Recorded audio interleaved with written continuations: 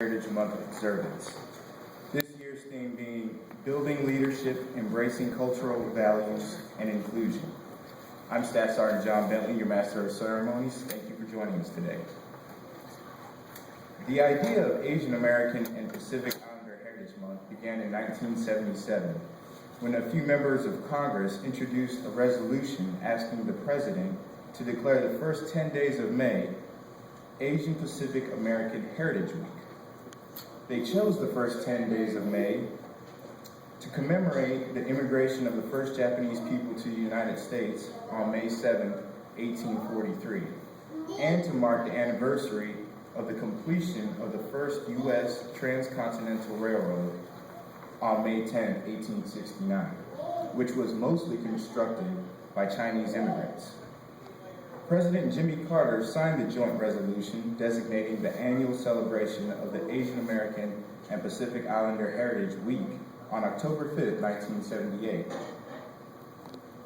President George H.W. Bush signed an extension making the week-long celebration a month-long celebration 12 years later. President Barack Obama says Asian Americans and Pacific Islanders comprise many ethnicities and languages, and their myriad of achievements embody the American experience. Generations of Asian Americans and Pacific Islanders have helped develop and defend the United States, often in the face of tremendous racial and cultural prejudice. Despite these difficulties, these men and women struggled, sacrificed, and persevered to build a better life for their children and all Americans. They have had a deep impact on our society as leaders in all facets of American life, thriving as athletes, public servants, scientists, and artists. I'm very pleased to introduce one of our very own faculty members that will be sharing his family's experiences as Asian Americans. His primary job is in the Human Resources Office, but he has a number of additional duties. In fact, you probably see his face every day because it's almost in every hallway of the schoolhouse. But he's probably best known for his passion for weightlifting. Please join me in welcoming Staff Sergeant Kheang.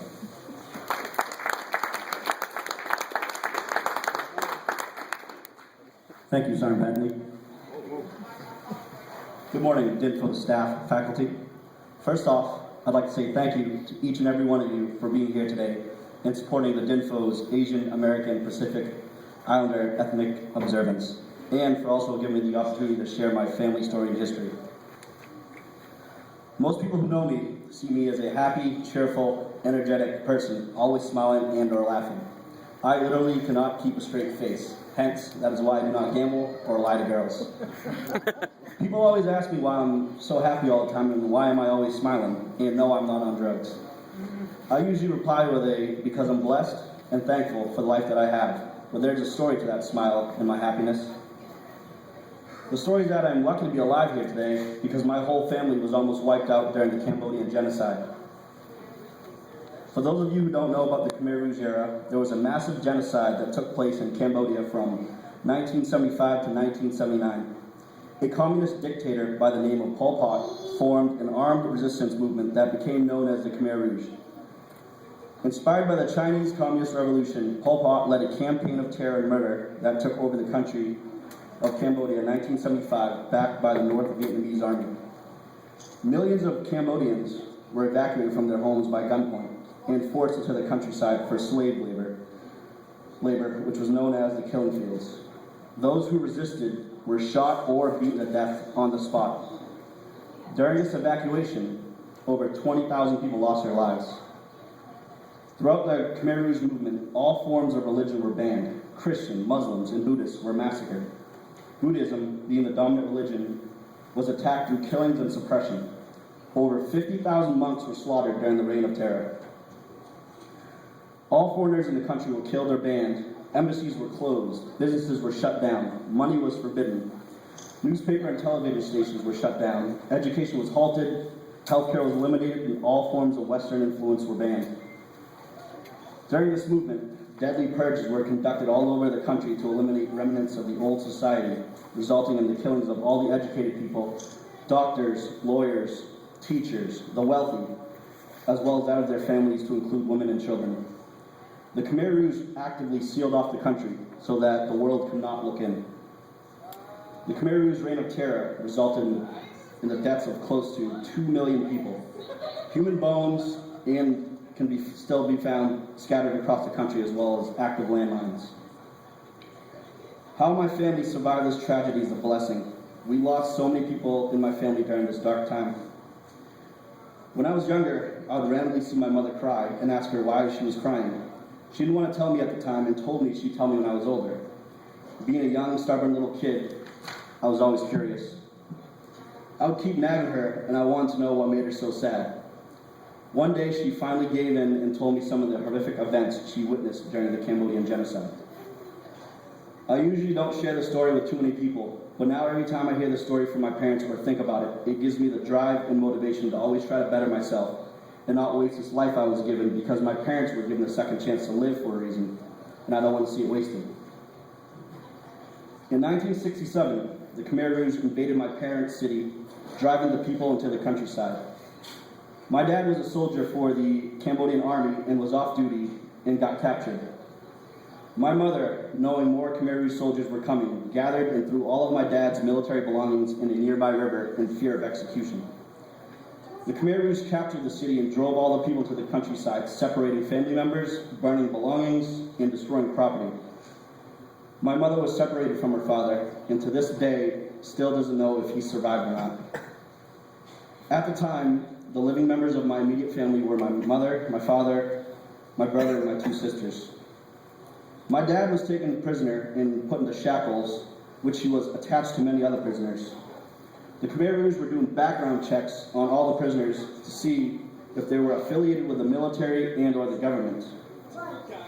My dad told me he was chained to about 5 other men in a very dark room of about 30 to 40 people, where they were barely fed, tortured, and some were beaten to death for information. He also told me he witnessed a man dying next to him, still in his shackles. He told me it was so dark in there you couldn't tell who was dead and who was still alive. During this time, my mother thought my father was dead. She prayed every day to see his face again because of the many deaths she witnessed during her physical hardship labor. She was forced to work in the countryside, in the rice fields, enduring physical hard labor and was barely fed. There were many days she felt like wanting to die, but she knew she had to stay alive for her children.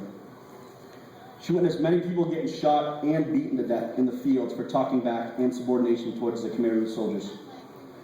The conditions of the countryside were harsh. My mother, as well as other families, lived in a hut, which was never stable and would always collapse. Food was scarce and medicine was not offered to the sick and the dying.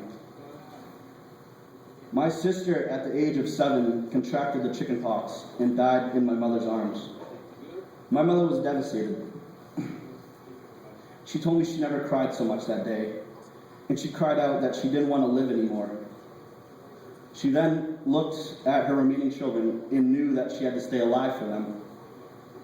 My mother remembers the Khmer Rouge soldiers that day tossing my sister's body into a pile of other dead bodies because the dirt was so hard to dig graves. A week after this, my last sister contracted the same illness and died at the age of 5 in my mother's arms. They did the same with her body. A few months passed, and the Khmer Rouge soldiers took the field workers to a nearby city to do the same production of labor with that city's resources. Astonished, my mother ran into my father. They were separated for almost a year. She thought he was dead. They had just released him from prison because of his denials of any affiliation with the Cambodian army and government. He told him that his occupation was a railroad worker, in which he was before he joined the army. When my mother broke the news about my sister's passings, he felt guilty in that, for he was to blame. He told me he looked into my mother and my brother's crying eyes and said, "We need to stay alive, we need to stay strong, to not let his daughter's death be a waste, and to keep living, to live for them." My parents were finally together, and a year later, my brother was born. In 1979, the Vietnamese invaded and went to war with the Khmer Rouge, driving some of the Khmer Rouge out of the city.